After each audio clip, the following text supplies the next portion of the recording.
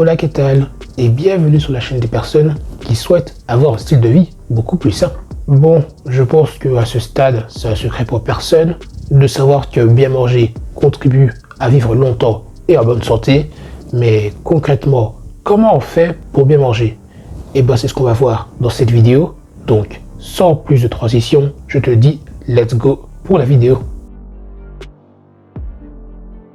La vitesse à laquelle on va consommer nos aliments aura un impact sur notre alimentation, notre propension à prendre du poids, etc. D'autant plus qu'il y a une étude justement qui a corroboré cela, qui a affirmé le fait que quand tu manges vite, tu manges plus, ce qui aura un impact également sur ton IMC, ton indice de masse corporelle, c'est ce que cette étude a également démontré. En fait, notre appétit, notre satiété, notre sentiment de faim sont tous régulés par une hormone. Sauf que le problème, c'est que cette hormone prend un peu de temps pour aller jusqu'au cerveau. En fait, il prend 20 minutes plus ou moins pour arriver jusqu'au cerveau. Ça veut dire qu'il te faut plus ou moins 20 minutes pour savoir que tu n'as plus envie de manger. Sauf que si tu manges méga vite, c'est dans 20 minutes que tu auras techniquement plus faim. D'où la raison de consommer les aliments moins vite. Comme ça, tu pourras beaucoup mieux ressentir la sensation de satiété et donc manger de façon modérée.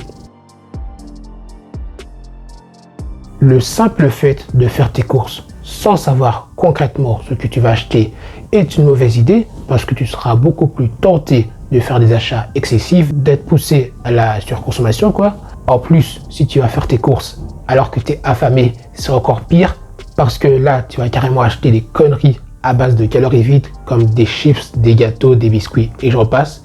Quand tu vas rentrer, tu vas le regretter puisque c'était pas une très bonne idée, surtout pour ta santé. D'où la raison de prendre quand même un minimum de temps pour rédiger ta liste de courses, savoir concrètement les aliments que tu auras besoin pour le repas de ce soir, les repas de la semaine, etc.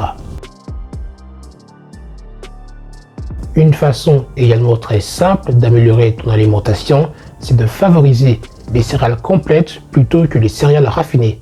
Par exemple, quand tu vas au magasin, favorise plutôt du pain complet plutôt que du pain blanc, parce que le pain blanc, le problème c'est qu'il a été raffiné, ce qui signifie que lors de son processus de création, il a perdu énormément de ses nutriments. Du coup, quand on consomme, il t'apporte pas grand chose, d'autant plus que le pain blanc, ça contient beaucoup plus de sucre que le pain complet. Le pain complet, ça c'est carrément le contraire, c'est bourré de nutriments, de zinc, de minéraux, de vitamines, etc. Donc voilà, ça c'est un petit tips. Céréales complètes plutôt que céréales raffinées. Également, si tu veux mieux manger, n'oublie pas de consommer des sources de protéines parce que les protéines, ça s'installe également dans le cadre d'une alimentation saine. Déjà, les protéines, c'est super rassasiant et ça, c'est ce qu'on veut parce que quand on est rassasié beaucoup plus vite, c'est beaucoup plus facile de gérer notre faim. En fait, c'est parce que les protéines vont prendre beaucoup plus de temps pour être digérées, elles vont rester beaucoup plus longtemps dans notre estomac. C'est la raison pour laquelle il est aussi rassasiant. Les aliments qui contiennent le plus de protéines, je ne vais pas tous les lister ici parce qu'il y a une vidéo qui sera prévue sur le sujet. Quand elle sera disponible, je l'afficherai ici, si j'oublie pas. D'ailleurs, les protéines, c'est pas que rassasiant, ce n'est pas son seul avantage. Les protéines contribuent également à la réparation et à la construction de nos tissus. Ça permet également de prendre des muscles, mais ça, je pense que c'est son avantage le plus connu. Pour bien manger, c'est également très important de boire de l'eau, parce que l'eau, j'ai l'impression que c'est un peu trop sous-coté, puisqu'on n'en boit clairement pas assez. On est censé boire l'équivalent de 2 litres d'eau plus ou moins par jour, ce qui représente à peu près 8 verres d'eau, alors que l'air de rien, l'eau, ça représente entre 60 et 70% de notre masse corporelle. On est quasiment composé d'eau. En plus, l'eau peut également t'aider à être beaucoup plus rassasié parce qu'il va prendre beaucoup plus de place dans ton estomac. Du coup, voici quelques astuces si tu as envie de boire un peu plus d'eau. La première astuce, c'est de toujours avoir une source d'eau proche de toi. Par exemple, là, je suis dans ma chambre et sur mon bureau, j'ai toujours une bouteille d'eau qui est à disposition. Du coup, ça me permet de boire facilement. Également, quand tu manges un repas, prends toujours de l'eau avec toi. Enfin, bois plutôt toujours de l'eau. Par exemple, le déjeuner, quand tu consommes ton déjeuner, tu bois de l'eau. Ton dîner, tu bois de l'eau. Ton souper, tu bois de l'eau.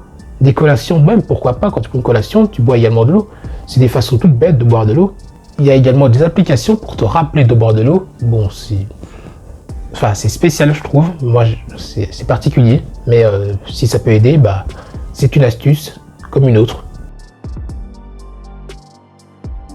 Une autre façon de mieux manger, c'est de découvrir des nouvelles recettes pour favoriser une alimentation variée et équilibrée. Alors, pour trouver des nouvelles recettes, c'est vraiment pas compliqué. T'en as une tonne sur les réseaux, sur YouTube, sur TikTok. Bon, TikTok, c'est pas la meilleure plateforme non plus parce que je pense que si tu y vas, tu seras pas concentré pour trouver des recettes. C'est mieux YouTube, je trouve. Moi, personnellement, mes recettes, je les ai découvertes sur YouTube. Par exemple, j'ai une recette de banane cake, enfin, de pancake banane œuf, flocon d'avoine. Bah, ça, j'ai découvert sur YouTube. Et voilà, en plus, ça permet également de ne pas se lasser de la nourriture, de ne pas se lasser de manger tous les jours les mêmes choses. Sans oublier manger à la maison. Franchement, je l'ai dit bizarrement, je sais. Sans oublier manger à la maison. Manger à la maison, c'est super important parce que bah déjà, quand tu manges chez toi, que tu prépares la nourriture toi-même, tu sais ce qu'il y a dedans. C'est beaucoup plus sain, c'est beaucoup moins cher. Alors que quand tu manges dehors, bah c'est tout l'inverse. Beaucoup plus cher, tu sais pas ce qu'il y a dedans. Et c'est vachement calorique, de façon générale. Après, il y a également des restaurants qui sont healthy, mais j'en connais pas beaucoup. J'espère que cette vidéo t'aura plu, que tu auras appris un peu plus sur les façons de mieux manger. Alors bien évidemment, des façons pour mieux manger, tu n'as pas que celle-là. Hein, les 6, 7 que je t'ai données, elles ne sont pas ancrées dans le marbre, elles ne sont pas gravées dans le marbre plutôt. Il y en a bien évidemment une tonne. Si tu veux, je pourrais même te faire une deuxième vidéo entière où je te donne 7 astuces. 6, je ne sais même pas combien d'astuces je t'ai donné. Je pense 6 ou 7. En tout cas, je pourrais carrément faire une vidéo où j'en donne au moins 6 nouvelles astuces pour mieux manger. Enfin bref. D'ailleurs, si ce type de contenu t'intéresse, sache que j'ai une newsletter quotidienne où j'aborde ce type de sujet beaucoup plus souvent. Tout ce qui a trait à la nutrition et aussi de vie sain, c'est le premier lien en description si tu souhaites le rejoindre. Et sur ce, je te dis à la prochaine et prends soin de toi.